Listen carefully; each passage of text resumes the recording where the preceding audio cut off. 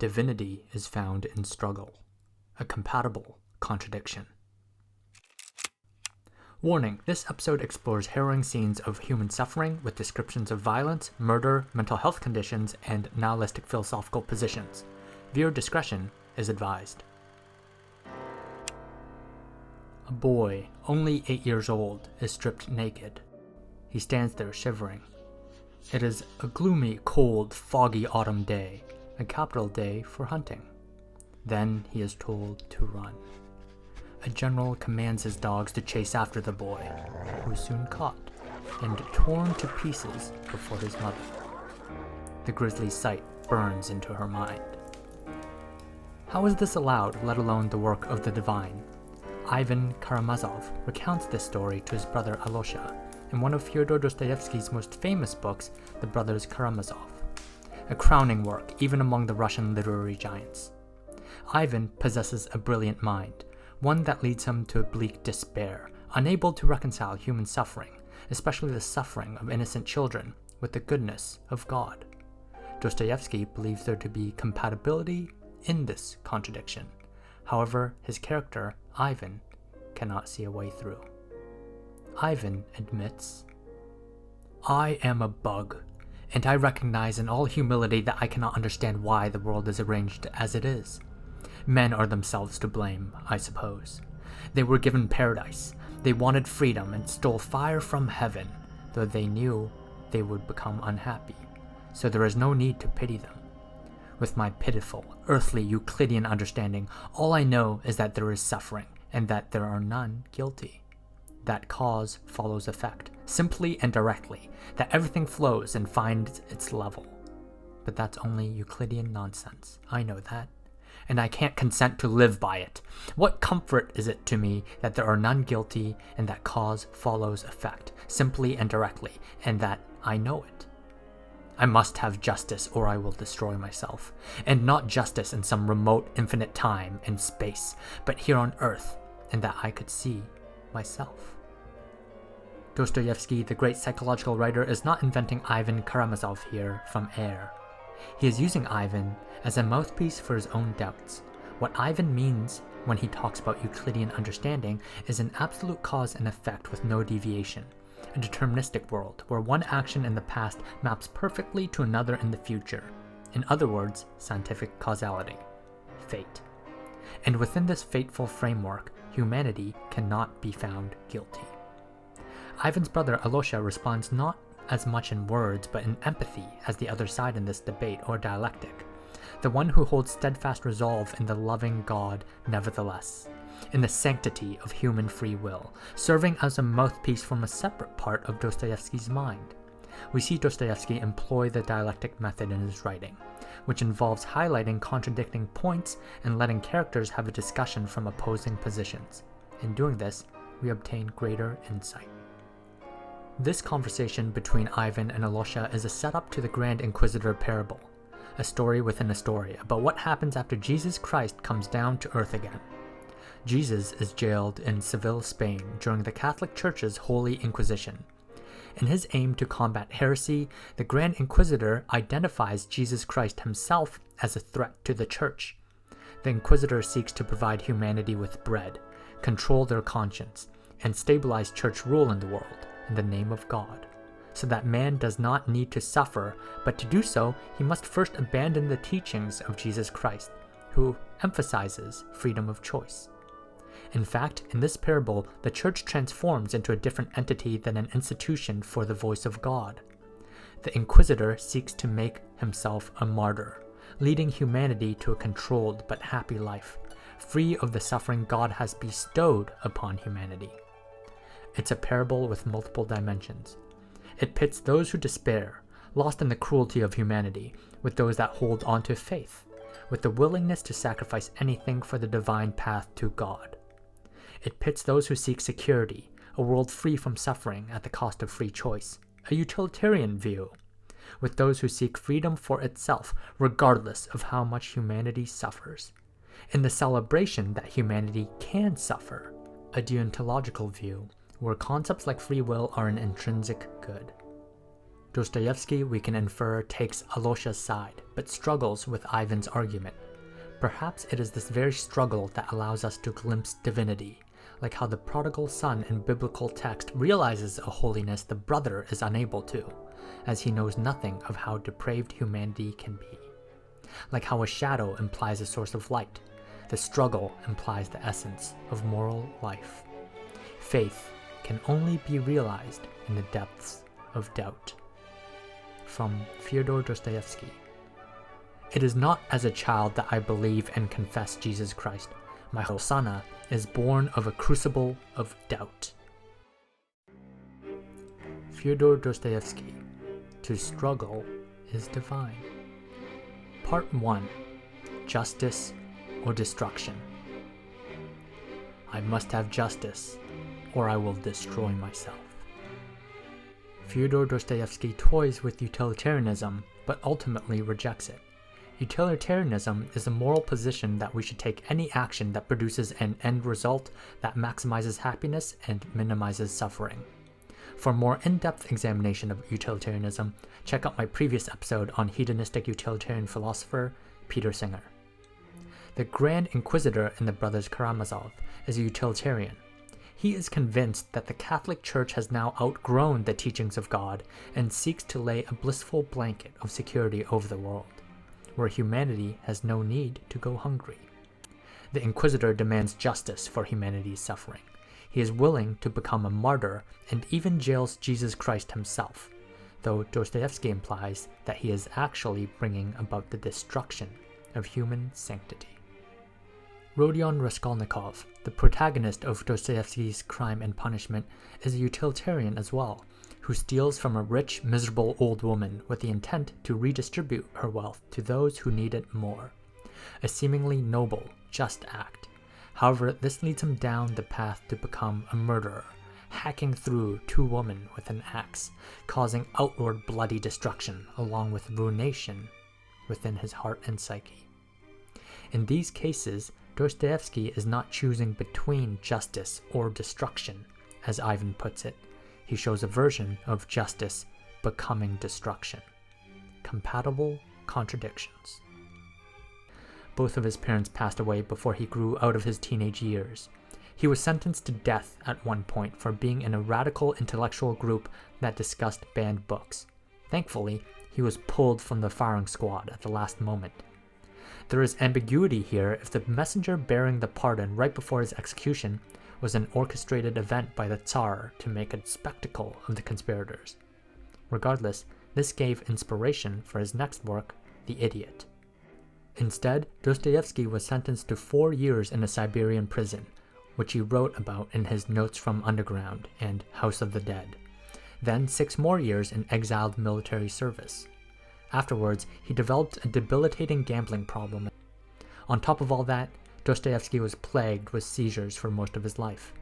He has known struggle. Though one struggle he knows nothing about is the plight of the small YouTuber, who wails and wrings his wretched hands witnessing all who watch his videos pass by without hitting the subscribe button and notification bell, phasing through like a ghost. Well, dark ghost, at least haunt the comment section with your foul words before you go, so that I at least know there's someone, something out there in the senseless void. Well, excuse that interruption. Back to the scheduled programming. Let us now take a closer look at the second novel Dostoevsky wrote, The Double. Influenced by Nikolai Gogol's style of writing, the book was met with overwhelmingly negative reviews when it was first published in 1846. It's one of his lesser-known works, but one that I am particularly fond of. It reads like a fever dream. It describes a desperation and mental anguish in the protagonist that only someone who has experienced a similar type of anguish can produce, as Dostoevsky himself had been prone to bouts of mental instability along with seizures. The Double follows Yakov Petrovich Golyadkin in his attempts to appease his superiors trying to move up the hierarchy as a low-level bureaucrat. It is especially painful to read all the anxious pains Golyadkin takes to make himself more likable only to have it backfire. It is just so relatable to me. Golyadkin, in continually making cringeworthy faux pas, seeks into deeper antisocial tendencies and as a result makes even more faux pas, desperately trying to gain the approval of others until he breaks, and seemingly begins seeing a double of himself. At first, he befriends his double, or doppelganger, who may or may not even exist, but eventually grows to resent and hate his double for manipulating him and charming all his friends and coworkers, slowly but surely, replacing Glyadkin's place in society. Though I love the book, I find it personally difficult to reread since I feel my mind beginning to slide and teeter on a sort of ledge rereading the passages. I do not know what's on the other side of the ledge, but I find myself spacing out in a distinct, peculiar way, even when recording this episode. A way that frankly scares me, but nevertheless, here's an excerpt from The Double for the audience. Beside himself, with shame and despair, the utterly ruined though perfectly just Mr. Glyadkin dashed headlong away, wherever fate might lead him. But with every step he took, with every thud of his foot on the granite of the pavement, there leapt up, as though out of the earth, a Mr. Glyadkin precisely the same, perfectly alike, and of a revolting depravity of heart. And all these precisely similar Glyadkins set to running after one another as soon as they appeared, and stretched in a long chain like a file of geese. The most obvious interpretation is that Glyadkin is hallucinating his double, especially since much of what he sees contradicts what happens later. Many book reviewers have speculated that he has schizophrenia, but reads more to me like a dissociative disorder with hallucinations, perhaps experiencing depersonalization as well, where he observes his own actions from a distance, as if witnessing himself from outside his body. This is speculation, as I can't diagnose. I'm not a medical professional by any stretch of the imagination. Another interpretation is a more absurdist one.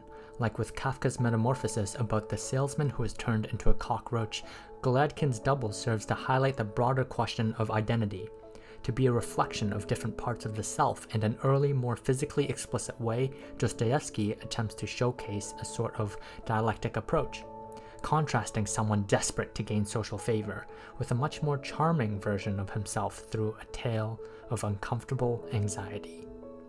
By the end of the story, Glyadkin's need for approval, to be justly seen as an agreeable, noble member of society, ultimately destroys him. Part 2. Crime, Punishment, and Redemption. Don't be overwise. Fling yourself straight into life, without deliberation. Don't be afraid. The flood will bear you to the bank and set you safe on your feet again. Crime and Punishment. Dostoevsky's most famous work, and my personal favorite, is Crime and Punishment. Published in monthly installments through 1866, it simultaneously brings together multiple genres into a fascinating character study of Rodion Raskolnikov, an extremely bright but mentally unstable student who experiences delusions of grandeur. His delusions, combined with a strong moral impetus, motivates him to steal from a curmudgeonly pawnbroker, arguing that the money would generate more good with him and other impoverished people. He argues that there is a right to crime for a select group of extraordinary men acting in the interests of a higher social good, a Napoleon of sorts with a moral right to even kill. In the act of stealing, he ends up murdering 2 women with an axe, a ghastly scene. Then the story takes a turn here into a psychological cat-and-mouse chase between Raskolnikov and Detective Porfiry Petrovich, both trying to outwit the other, one to escape his crime, and the other to uncover it, both caught in a cycle of taunting the other. The book eventually takes another turn where Raskolnikov comes to terms with his sins, receives punishment, and embarks on a path back to redemption. The book is called Crime and Punishment, but I think the latter half of the book speaks more about the path to redemption rather than punishment. Dostoevsky is intent on unraveling how one may acknowledge and cleanse themselves from the sins of their past, if they can at all. Just like with Ivan Karamazov, Raskolnikov too possesses an intensely brilliant mind, which leads him to devise all sorts of cunning ideas. After his crime, he shows little acknowledgement of personal culpability, and believes that he's justified. But as the story continues, he begins to, little by little, accept his actions. Though, what good is self-acceptance in the face of a crime that produces external harm? On the other side, what good are church rituals for absolution, though standardized, if one doesn't internally repent, or if one just pays for the right indulgences? Characters in the book are multifaceted. Some are immoral with malicious intent, and some are amoral who act out of neither malice nor love. There are those truly moral, like the self-sacrificing Sonia Marmudova, who exudes moral strength despite, or better yet, because of her own suffering. She's the daughter of a destitute drunkard, and a young woman forced into prostitution, another echo of those who suffer being closer to God. Then we have Raskolnikov, who is considered generally moral but extremely misguided in his morals, to the point where he may as well be the worst of the immoral. It is only in his torment of realizing his sins that Raskolnikov can approach the divine. It is in this struggle, thus, that he may find a path to ascend. We end off this part with an excerpt from Crime and Punishment. Please excuse the passage for content considered non-progressive nowadays. "I did not bow down to you, I bowed down to all the suffering of humanity," he said wildly, and walked away to the window. "Listen," he added, turning to her a minute later. "I said just now to an insolent man that he was not worth your little finger, and that I did my sister honor making her sit beside you." "Ach, you said that to them? And in her presence?" cried Sonia, frightened. "Sit down with me. And honor? Why, I'm dishonorable. Ah, why did you say that?" "It was not because of your dishonor and your sin I said that of you, but because of your great suffering. But you are a great sinner, that's true," he added, almost solemnly. "And your worst sin is that you have destroyed and betrayed yourself for nothing. Isn't that fearful? Isn't it fearful that you are living in this filth which you loathe so? And at the same time you know yourself you've only to open your eyes, that you are not helping anyone by it, not saving anyone from anything. Tell me," he went on, almost in a frenzy, "how the shame and degradation can exist in you side by side with other opposite holy feelings. It would be better, 1,000 times better, and wiser to leap into the water and end it all." Part 3. Struggle against existentialism. What if man is not really a scoundrel? Man in general, I mean, the whole race of mankind. Then all the rest is prejudice. Simply artificial terrors, and there are no barriers, and it's all as it should be. Crime and Punishment. Let us start with some crude descriptions. Note that different nihilist and existential thinkers can hold completely different views, and as such, grouping these categories by common traits are only useful from a very high level. Alright. Given the premise that there is no objective meaning in life, the nihilist believes that there is no meaning in life at all. They believe human values to be baseless, and some even believe that achieving knowledge is fundamentally impossible. An existentialist, however, believes that we may still create our own subjective meaning in life. One common trait is that both camps generally associate this lack of objective meaning to be largely dreadful. There are those that say existentialism is the opposite of nihilism, and there's truth to that.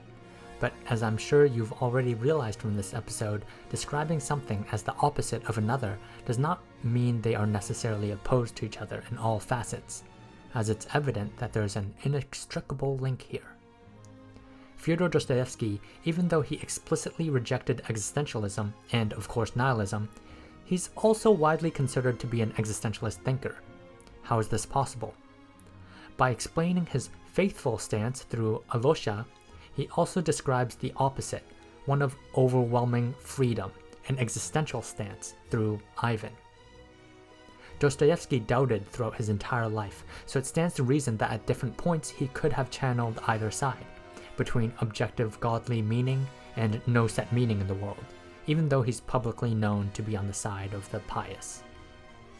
To inject my personal view here, I suspect Dostoevsky was an existentialist light, meaning that this concept was so new at the time that even though he essentially describes many characteristics of existentialism and its associated suffering, he calls it a path to God instead.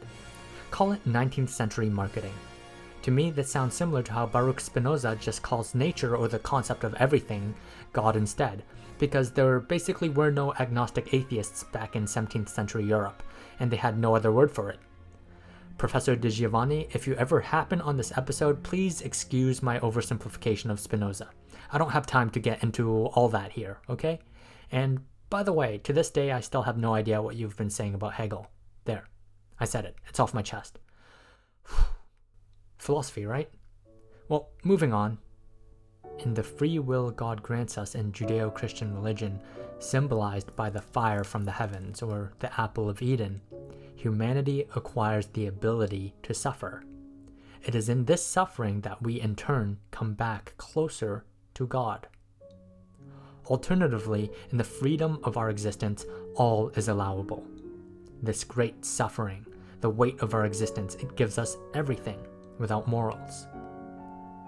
Between these two modes of thinking, we tend to take a mutually exclusive interpretation, driving a line between objective meaning and subjective meaning. But is it that easy? All this is to say, Dostoevsky doesn't fit nicely in either traditionally religious or existentialist labels. His works have had massive influence on writers ranging from Virginia Woolf to William Faulkner, in addition to having a massive influence on my favorite writer, Anton Chekhov. Dostoevsky also had a significant impact on the major existentialist and nihilist thinkers such as Friedrich Nietzsche, Jean-Paul Sartre, and Albert Camus. These philosophers essentially built the groundwork of how we see modern existentialism and nihilism. I would be remiss if I didn't mention this. In today's world, however, we hear Dostoevsky mentioned often by Canadian psychologist and academic media personality Jordan Peterson, who heaps a great amount of praise onto him. Someone like Dostoevsky, man, Dostoevsky's the person for you. Highly recommend that you read all 5 of his great novels. We'll cover this in a later op-ed episode because there's admittedly a lot to unpack here.